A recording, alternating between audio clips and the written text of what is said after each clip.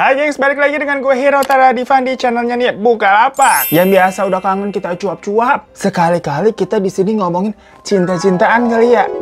Ya tapi kayaknya kalau bisa. Habis kalau udah gue hadir nih di mari nih, kisah cinta-cintaan yang romantis itu bakal berubah menjadi cinta horor. Biasalah perkara misalkan kalau orang udah bucin, bisa tuh melakukan apa aja, menghalalkan segala cara. Takut nggak sih? Kayak gue nih yang udah bucin banget sama Bukalapak. Jadi kalau ada promo apa aja tuh tiap bulan, pasti gercep gua borong, gua pantengin terus. Soalnya emang di bulan ini nih kita mau memasuki bulan Ramadan, di Bukalapak lagi ada promo berkah yang diskonnya sampai dengan 90% gengs. Terus buat kalian nih daripada puasanya bengong begitu, gak jelas kan kita takut ntar lu kesurupan. Mendingan pantengin nih promo ngabuburit seru dari jam 3 siang sampai jam 12 malam. Jadi puasa kita nih bisa tambah asik dengan Bukalapak. Mantengin nih bisa dapetin barang-barang dengan harga cuan. Untuk barang-barangnya apa aja sih, langsung aja kalian lihat, cek-cek di aplikasi Bukalapak ya. Tapi nih ada salah satu yang menurut gua, wah gila sih ini promonya. Bener-bener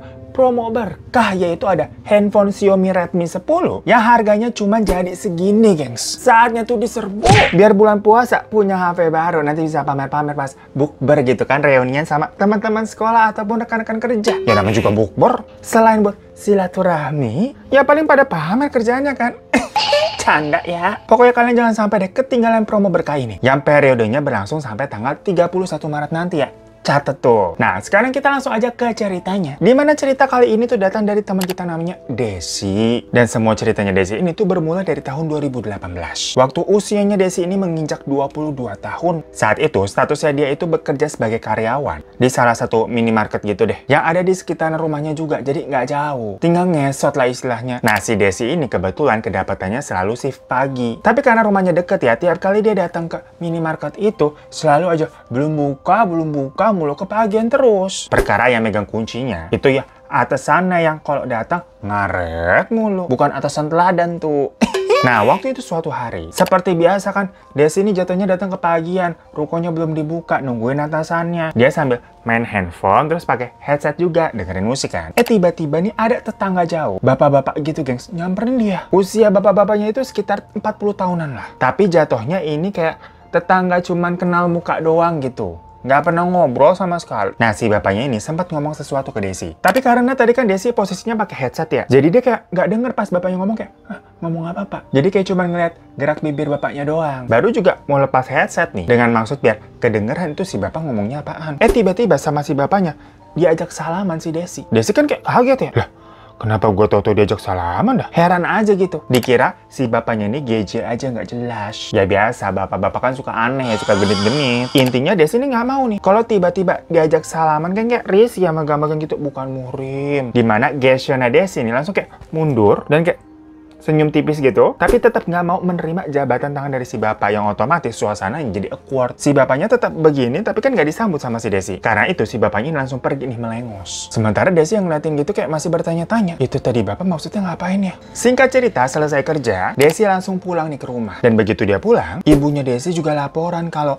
tahu nggak? Si bapak ini nih, tetangga kita yang ternyata bapak-bapak tadi yang nyamperin, ternyata datang juga ke rumah waktu Desi lagi kerja. Dan bilang ke ibunya Desi kalau katanya dia sebenarnya udah suka sama Desi semenjak 2 tahun yang lalu. Dan kedatangannya ke rumah itu bermaksud untuk melamar Desi. Minta izin maksudnya tuh ke orang tuanya. Lah kocaknya ibunya Desi kan juga sama kagetnya ya kayak anaknya tuh. Tahu-tahu anaknya dilamar kayak, emang kamu dekat sama si bapak itu? Kok kamu nggak pernah cerita kalau kamu pacaran sama orang yang lebih tua kak ibu? Ya Desi langsung jawab kayak, boro-boro bu, ketemu aja juga barusan tadi pagi. Sebelumnya nggak pernah ngobrol sama sekali, aneh banget. Ya untungnya jawaban si ibu waktu didatengin sama si bapak-bapak itu macamnya apa ya, jawaban-jawaban diplomatis. Kayak bilang, ya kalau saya sih semuanya dibalikin ke Desi saja, karena nanti kalian jalin hubungan Desi. Bisa aja ibunya jawaban begitu ya, aman-aman baik gitu nyarinya.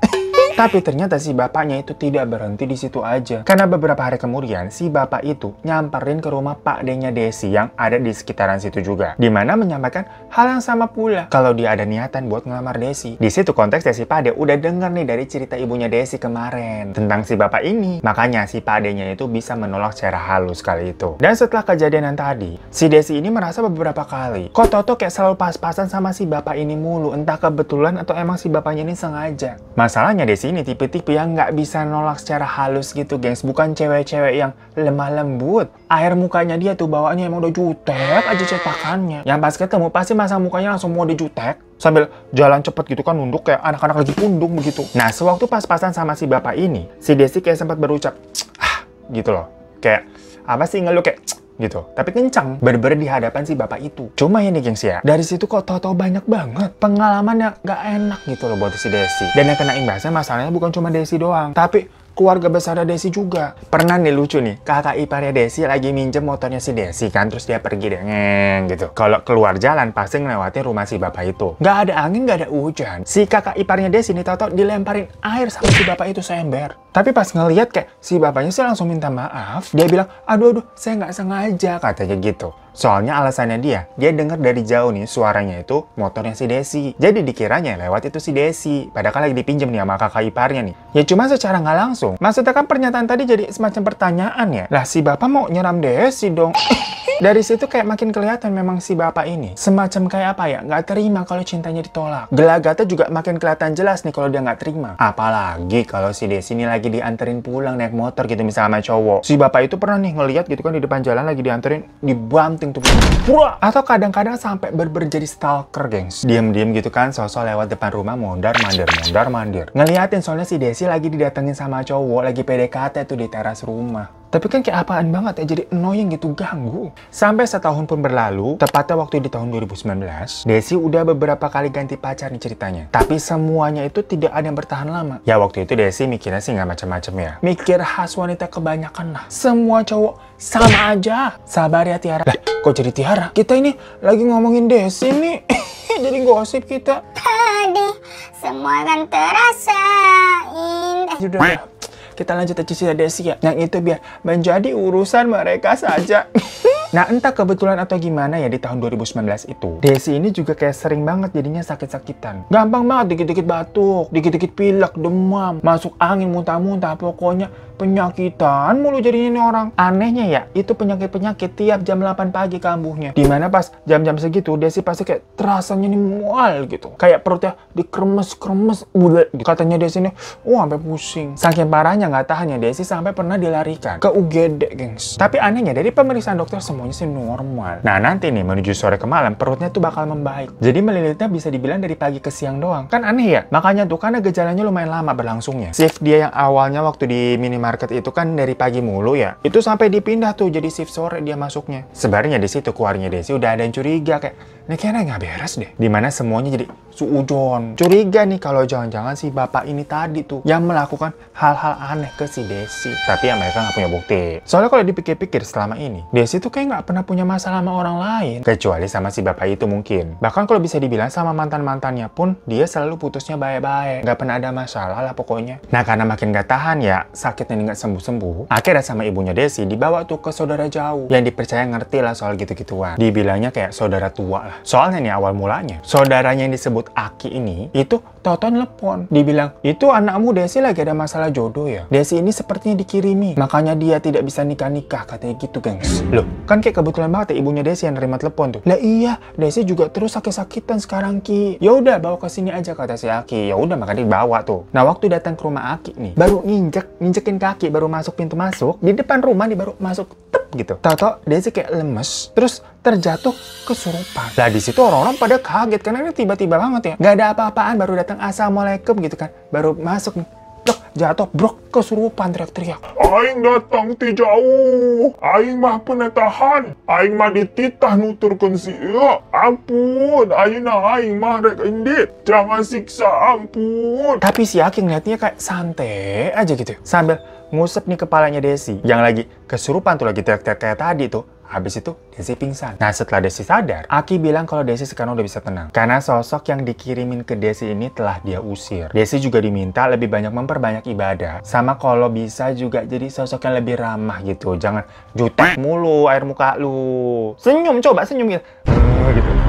Setelah dari tempat Aki itu, gengs, Desi kembali menjalani aktivitas seperti biasa. Tapi entah sugesti atau gimana ya, Desi memang merasa hari-harinya menjadi lebih normal. Kayak biasa lagi lah, kayak Dian dulu. Udah nggak pernah tuh ada rasa sakit-sakit melilit di pagi hari ataupun penyakit-penyakit yang kayak penyakitan terus. Udah lebih sehat, udah lebih fit. Tapi kalau urusan jodoh mah lain cerita. Karena semenjak itu si Desi ini masih terus jomblo. Gak ada cowok yang deketin dia lagi. Sampai pernah pas Desi lagi jaga kasir nih. Tahu-tahu nih ada ibu-ibu customer di meja kasir kan kayak mau bayar. Tahu-tahu bilang, "Teh, kamu ada masalah soal jodoh ya?" "Punten ya teh, tapi saya lihat ibarat peribahasa teteh ini tuh semacam udah dikawinkeun jeung batu." Desi lagi bungkus-bungkus makanan ke kantong belanjaan gitu kan, ngurusin si ibu itu belanjaannya. Heran kayak, "Loh, kenapa tahu-tahu si ibunya ngomong begini?" Di situ juga ibunya sambil cerita. Kalau kebanyakan metode perkawinan dengan batu itu dilakukan sama orang yang biasanya dendam karena ya masalah percintaan. Jadi si target atau korban itu akan dinikahkan secara gaib dengan batu biar dia semacam ya nggak punya pendamping lain lah. Orang udah nikah sama batu, jodohnya dibilang tuh batu tuh. Tapi menurut si ibu, Desi tetap harus banyak bersyukur karena apa yang dilakukan sama si pelaku ini masih dibilang ringan. Karena misalkan kalau pelakunya berdendam kesumet banget gitu ya, bisa-bisa targetnya dibuat sampai gila. Bentar-bentar gue bingung deh di Indonesia nih ya. Kadang-kadang suka gimana tuh ya kata-katanya. Masih mending begini, masih mending begitu. Ala-ala kau mendang mending. Ya maksud gue kalau bener sampai dikawinin sama batu gitu sama orang yang kagak suka atau dendam, ya kagak ada mending-mendingnya itu mah. Tapi ya masalahnya si ibu ini cuman bisa ngeliat doang kayak bisa nerawang. Masalah nolong mah mohon maaf, tidak bisa juga. Begitu pula dengan Aki. Dia cuma bisa ngusir tuh setan kiriman yang membuat Desi tadi sakit-sakitan kan. Tapi kalau masalah perkawinan dengan batu, Aki juga nggak ngerti harus ngapain. Cuma dibilang ya udah kamu banyak-banyak berdoa aja, katanya gitu. Ya Desi ini antara percaya dan nggak percaya. Dia juga sebenarnya mau minta maaf sama si bapak itu kalau benar dia membuatnya sakit hati. Tapi masalahnya si bapaknya itu udah pindah rumah, nggak tahu kemana. Makanya dari semenjak itu sampai saat ini, Desi mengaku masih sangat sulit untuk mendapatkan seorang laki-laki ataupun pasangan. Jadi masih jomblo tuh. Ada mau nggak lu sama Desi lu? Padahal ya sebelum bermasalah sama si bapak-bapak itu, Desi ini beberapa kali terus pacaran. Minimal yang ada yang deketin lah buat PDKT di teras rumah tuh kayak tadi tuh. Nah kalau sekarang boro-boro aja kenalan, semuanya nggak ada. Nihil.